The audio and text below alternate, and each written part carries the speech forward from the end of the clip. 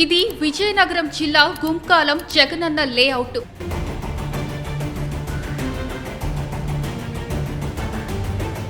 కానీ ప్రభుత్వం మారిన తర్వాత పరిస్థితులు మారాయని లబ్ధిదారులు ఆవేదన వ్యక్తం చేస్తున్నారు. నెక్స్ట్ గవర్నమెంట్ లో చేస్తుందని అనుకున్నాము, చాలా ఆశపడ్డాము. కానీ 2 సంవత్సరాలు గడిచిపోతున్నా కూడా ఇప్పటికి మాకు తాగడానికి నీళ్లు గాని, వైద్యం గాని, వెళ్ళడానికి రావడానికి రోడ్డు రవాణా గాని, అసలు స్కూళ్లు గాని ఎలాంటి మౌలిక వసతులు కూడా లేవు.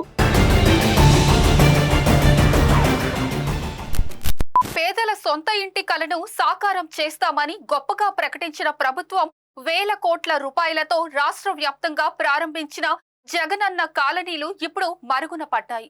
విజయనగరం మండల పరిధిలోని గుంకాలం వద్ద సుమారు 300 ఎకరాల్లో ఏర్పాటు చేసిన జగనన్న లేఅవుట్లో 12,000 మందికి పైగా లబ్ధిదారులకు పాస్ పుస్తకాలు ఇచ్చారు.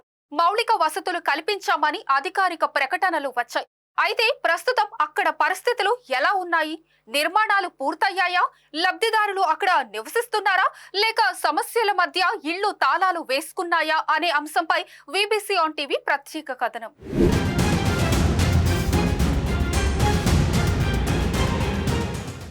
ఇది విజయనగరం జిల్లా గుంకాలం జగనన్న లేఅవుట్.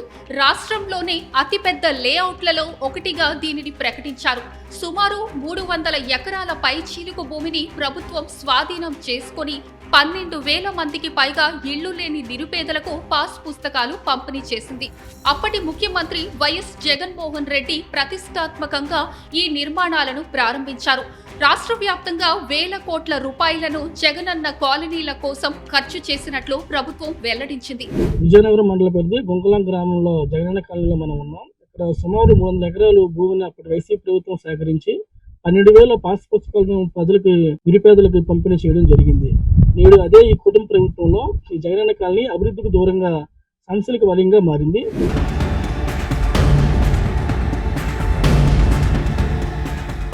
ప్రభుత్వం మారిన తర్వాత పరిస్థితులు మారాయని లబ్ధిదారులు ఆవేదన వ్యక్తం చేస్తున్నారు. కూటమి ప్రభుత్వం బిల్లుల చెల్లింపుల్లో మౌలిక వసతుల కల్పనలో విఫలమయ్యిందనే విమర్శలు వినిపిస్తున్నాయి. గత ప్రభుత్వం హయాంలో సిద్ధం చేసిన ఇనుము సామాగ్రి కూడా లబ్ధిదారులకు అందక వర్షం, ఎండకు తుప్పు పట్టే పరిస్థితి ఏర్పడింది. కొన్ని చోట్ల నిర్మాణాలు మధ్యలోనే నిలిచిపోయాయి. మరికొన్ని చోట్ల ఇళ్లు పూర్తయినా భద్రతా సమస్యల కారణంగా లబ్ధిదారులు అక్కడ నివసించడానికి వెనుకాడుతున్నారు. అందరికీ నమస్కారం. నా పేరు శాంతి. మాది గవర్నమెంట్ హౌసింగ్ కాలనీ. గత గవర్నమెంట్ హయాంలో 12,600 కుటుంబాలకు గాను ఇక్కడ స్థలాలు కేటాయించి ఇవ్వడం జరిగింది. విజయనగరం కలెక్టర్ ఆఫీస్ ఏరియా నుంచి 14 కిలోమీటర్ల దూరం వస్తుంది. అయితే ఇప్పుడు గవర్నమెంట్ మారి 2 సంవత్సరాలు పూర్తవుతున్నా ఇప్పటి వరకు కూడా మాకు ఎలాంటి మౌలిక సదుపాయాలు లేవు. ఏదైతే ఎలక్షన్ కోడ్ రిలీజ్ టైంలో ఇక్కడ మౌలిక సదుపాయాలు అనేవి పెట్టండి అని చెప్పి మేము అడిగాము. అప్పుడు ఎలక్షన్ కోడ్ రిలీజ్ అవ్వడం వల్ల నెక్స్ట్ గవర్నమెంట్ లో చేస్తుందని అనుకున్నాము, చాలా ఆశపడ్డాము. కానీ 2 సంవత్సరాలు గడిచిపోతున్నా కూడా ఇప్పటికి మాకు తాగడానికి నీళ్లు గాని, వైద్యం గాని, అలాగే వెళ్ళడానికి రావడానికి రోడ్డు రవాణా గాని, అసలు స్కూళ్లు గాని ఎలాంటి మౌలిక వసతులు కూడా లేవు. ఇప్పటికి ఎన్నో సార్లు సచివాలయంలో రిపోర్ట్ ఇచ్చాము, మున్సిపల్ ఆఫీస్ లో కంప్లైంట్ ఇచ్చాము, అలాగే స్పందనలో ఇస్తున్నాము, గ్రీవెన్స్ లో ఇస్తున్నాము. అనేక మంది అధికారుల చుట్టూ తిరుగుతున్నామే తప్ప గాని ఎలాంటి ఫలితం అయితే లేకుండా పోతుంది. వస్తున్నారు, చూస్తున్నారు, వెళ్తున్నారు, రాసుకుంటున్నారు. ఇది పంచాయతీకి చెందుతుందో మున్సిపాలిటీకి చెందుతుందో మాకే తెలియదని తిరుగు క్వశ్చన్ వేస్తున్నారు వాళ్ళు. మాకు ఆ క్లారిటీ ఇవ్వాల్సిన అధికారులే మమ్మల్ని తిరిగి ప్రశ్నిస్తుంటే అసలు మాకు ఎవరికి చెప్పుకోవాలో కూడా అర్థం కావట్లేదు. ఇంకా సరే మున్సిపాలిటీకి చెందుతుంది కదా అని చెప్పి విజయనగరం కమిషనర్ గారికి, పాత కమిషనర్ గారికి మేము అర్జీ ఇవ్వడం జరిగింది. అప్పుడు ఆయన మాకు సరిపడా నిధులు లేవమ్మా, అది పంచాయతీలో చేస్తే ఆల్రెడీ విజయనగరమే చాలా పెద్దది, ఇంకా అది కలిపితే ఇంకా పెద్దది అయిపోతుంది అని చెప్పేశారు. సరే పంచాయతీ విషయంకి వచ్చి గుంకలం ఏరియా కింద వస్తుంది కాబట్టి గుంకలం వాళ్ళు వెళ్ళి అడిగితే అసలు 12,000 కుటుంబాలు పంచాయతీలో కలపడం జరగదని సచివాలయంలో సిబ్బంది చెప్పేస్తున్నారు. ఇప్పుడు మేము ఎవరైతే గ్రీవెన్స్ దగ్గరికి వెళ్ళి కంప్లైంట్ ఇస్తున్నామో వాళ్ళ ఆధార్ కార్డు తీసుకొని గ్రీవెన్స్ లోని మనకి ప్రెజెంటేషన్ తీసుకోవడం జరుగుతుంది. రిప్రజెంటేషన్ ఇచ్చేటప్పుడు వాళ్ళ ఆధార్ నెంబర్ ప్రకారం వాళ్ళు ఎక్కడైతే పాత అడ్రస్ ఉందో ఆ సచివాలయంకి కంప్లైంట్ వెళ్ళిపోతుంది. వాళ్ళు కూడా రిటర్న్ మాకు ఫోన్ చేసి మాకు ఎలాంటి సంబంధం లేదు మేడం, ఆ ఏరియా మాకు దగ్గరికి రాదు, మీరు మా కాలనీలో ఉంటే మాకు అది సబ్జెక్ట్ అవుతుంది తప్ప మీరు అక్కడికి వెళ్ళిపోతే మాకేం సంబంధం లేదని చెప్పేస్తున్నారు. ఇలా ఎంతో మంది అధికారుల దగ్గరికి వెళ్తున్నాము, ఎంతో మంది చుట్టూ తిరుగుతున్నా కూడా ఎలాంటి మౌలిక వసతులు కూడా మాకు అసలు లేవు, ఉండటం లేదు కూడా. అసలు రాత్రి కాదు, సాయంత్రం 5:30 నుంచి ఆడవాళ్ళు బయటికి రావాలంటే వాళ్ళు దొంగలో లేదా ఇల్లులు చూసుకోవడానికి వచ్చినలో లేదా ఈ గంజాయి బ్యాచ్ తిరుగుతున్నారా ఆలో అనేది మాకు తెలియటం లేదు. వాళ్ళు ఏమైనా ట్యాచ్ లైట్లు ఫోన్ లైట్ ఆన్ చేసుకొని వస్తున్నారు.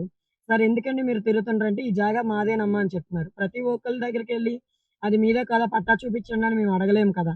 అయితే ఇక్కడ వర్షం పడితే ఆ ప్రాంతం చెరువును తలపిస్తోంది. సరైన డ్రైనేజ్ వ్యవస్థ లేక నీరు నిలువవుతోంది. రవాణా సౌకర్యాల లోపం పిల్లల విద్యపై ప్రభావం చూపుతోంది. రాత్రి వేళల్లో లైటింగ్ సరిపడకపోవడంతో అసాంఘిక కార్యకలాపాలకు అడ్డాగా మారుతోందని స్థానికులు అంటున్నారు. ప్రభుత్వం ఏర్పాటు చేసిన ట్రాన్స్ఫార్మర్లు, త్రాగునీటి మోటార్లు కూడా చోరీలకు గురవుతున్నాయనే ఆరోపణలు ఉన్నాయి. విద్యుత్ స్తంభాలు ఉన్నా తగినన్ని లైట్లు లేవు. కొన్ని ఇళ్లపై టూలెట్ బోర్డులు కనిపిస్తుంటే మరికొన్ని ఇళ్లు తాళాలు వేసుకొని ఖాళీగా కనిపిస్తున్నాయి.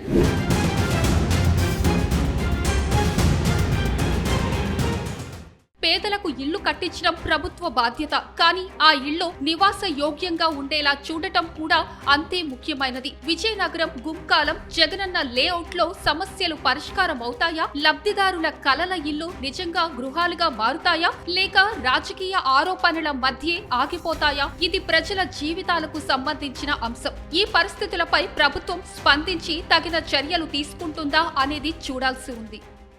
వైఎస్ఆర్ జగనన్న కాలనీల రాష్ట్రంలో చూస్తే 5 లక్షల కోట్ల రూపాయల విలువైన ఆస్తులు ఈ కాలనీ ద్వారా రాష్ట్ర ప్రభుత్వం అప్పుడు మహిళలకి ఇవ్వటం జరిగింది. అయితే మొత్తంగా చూస్తే రాష్ట్ర జనాభాలో 25% మంది ప్రజలకి సొంత ఇంటి కళను నెరవేర్చడం జరిగింది. అంటే అక్కడ రాష్ట్రం 1.20 లక్షల కుటుంబాలకి సొంత ఇంటి కళను నెరవేర్చింది. కానీ అప్పట్లో అది గిన్నిస్ రికార్డు. గ్రామాలు రాష్ట్రంలో చూసుకుంటే అట్లా 13,000 గ్రామాలు, 17,000 కొత్త గ్రామాలు, పట్టణాలని నిర్మించి ప్రపంచ చరిత్రలో ఒక రికార్డు సృష్టించడం జరిగింది. కానీ నేడు వైఎస్ఆర్ జగనన్న కాలనీలు ప్రభుత్వం మారిన తర్వాత కనీస వసతుల మౌలిక సదుపాయాల విషయంలో కేటాయించి నిధులు ఖర్చు చేయకపోగా ఒక నయా పైసా కూడా కొత్తగా నిధులు ఇవ్వకపోవటం, ఏదైతే అప్పుడు లబ్ధిదారులకి ఆ ఇల్లు పట్టాలు ఇచ్చారో ఆ పట్టాలకు సంబంధించి కూడా సరైన ప్లేసులు ఇప్పుడు కొంతమంది లబ్ధిదారులకి ఎక్కడున్నాయో తెలియని పరిస్థితులు కూడా ఈ ప్రభుత్వం ఉంచడం, ఆ కట్టుకుంటున్న లబ్ధిదారుల ఇళ్ళకి సంబంధించి బిల్లులు కూడా చెల్లించకపోవటం, ఇవన్నీ కూడా ఈ రోజు జగనన్న కాలనీల పరిస్థితి అస్తవ్యస్తంగా ఉంది. ఈ గృహ నిర్మాణానికి సంబంధించిన నిధులను ఇవ్వడమే కాకుండా ఎన్ఆర్ఈజీఎస్ ద్వారా కానీ, స్పెషల్ హౌసింగ్ కార్పొరేషన్ ద్వారా కానీ మౌలిక సదుపాయాలు కల్పించడం కోసం ఆ రోజు రాష్ట్ర ప్రభుత్వం ఇచ్చే నిధులతో పాటు అవసరమైతే మరిన్ని నిధులు ఇస్తే ఈ రాష్ట్ర ప్రభుత్వానికి మంచి పేరు ఉంటుంది. ఇది దేశానికి ఆదర్శం ఇస్తుందని ఈ సందర్భంగా ఈ ప్రభుత్వం తెలియజేస్తుంది. అయితే ఇక్కడ జగనన్న కాలనీ, గుంకలాం దగ్గర ఉన్నటువంటి కాలనీల్లో సుమారు 17,000 ఇల్లు అక్కడ ఇవ్వడం జరిగింది. ఇక్కడ సుమారు 1,500 ఇల్లుని ఇక్కడ కొండకరకం దగ్గర 1,500 ఇల్లు, కొండ వెలగాడికి వెళ్లే దారిలో సుమారు 10,000 ఇల్లుని అక్కడ ఇవ్వడం జరిగింది. అయితే ఇంతవరకు కూడా ఇల్లు అయితే ఇచ్చారు, ఇల్లు నిర్మాణం కోసం కొంత మేరకే ఆర్థిక సాయం చేశారు. కానీ అక్కడ మౌలిక సదుపాయాల కల్పనలో మాత్రం గత ప్రభుత్వం హయాంలో పూర్తిగా విస్మరించారు. ఈ కూటమి ప్రభుత్వం వచ్చినటువంటి తర్వాత కూడా 2 ఏళ్లు పూర్తి కావస్తుంది. అక్కడ కాలనీస్ లో ఎలక్ట్రిసిటీ స్తంభాలు వేశారు, కరెంట్ అయితే ఇచ్చారు. కానీ అక్కడ ఉన్న ఇళ్లకు అవసరమైనంత కరెంటు సరఫరా మాత్రం జరగట్లేదు. రెండోది, చాలా వరకు డ్రైనేజీలు ఎక్కడ లేవు. మంచినీటి సమస్య ఉంది. బోర్లు తవ్వించుకున్న వాళ్ళకి మాత్రమే వాటర్ పడుతుంది తప్ప మంచినీటి కుళాయిలు వేసేటువంటి పరిస్థితి లేదు. అక్కడ వాటర్ ట్యాంక్ నిర్మాణం పూర్తిగా జరగలేదు. రోడ్ల సమస్య, ప్రధానంగా సీసీ రోడ్లు ఎక్కడ కూడా లేవు. ప్రధాన రోడ్లు గుంకలాంలో స్థానికంగా ఇక్కడ ఊరి చివరన ఇచ్చినటువంటి కాలనీస్ కూడా అక్కడ టౌన్ చివరిలో ఉండటం వల్ల ప్రథమ చికిత్సకు సంబంధించినటువంటి పిహెచ్సి సెంటర్లు ఏర్పాటు చేయాలని, అలాగే స్థానికంగా ఒక పోలీస్ స్టేషన్ కూడా ఏర్పాటు చేయాలని గతంలో డిమాండ్ చేశారు. రాత్రి అయితే చాలు ఊరి చివరన కావడం వలన పాములు, రకరకాల చిన్న చిన్న జంతువులు, నక్కలు, ఇలాంటి జంతువులు కూడా ఇళ్లలోకి వచ్చేటువంటి పరిస్థితి. ప్రజలు చిన్నపిల్లలతో ఉండలేక ఇల్లు నిర్మాణం చేసుకున్నాక కూడా ఖాళీ చేసుకుని మళ్ళీ పట్టణ ప్రాంతాల్లోకి అద్దెలకు రావడం జరుగుతుంది. ఇప్పటికైనా కూటమి ప్రభుత్వం దయతలిచి జగనన్న కాలనీలో నివాసితులకు తగిన మౌలిక వసతులు కల్పించాలని బీబీసీ ఆన్ టీవీతో వాపోయారు. వీడియోగ్రాఫర్ బాబీతో బీబీసీ టీవీ గణేష్, విజయనగరం మండల పరిధి, కుంకుల జగన్ లేఅవుట్ నుంచి.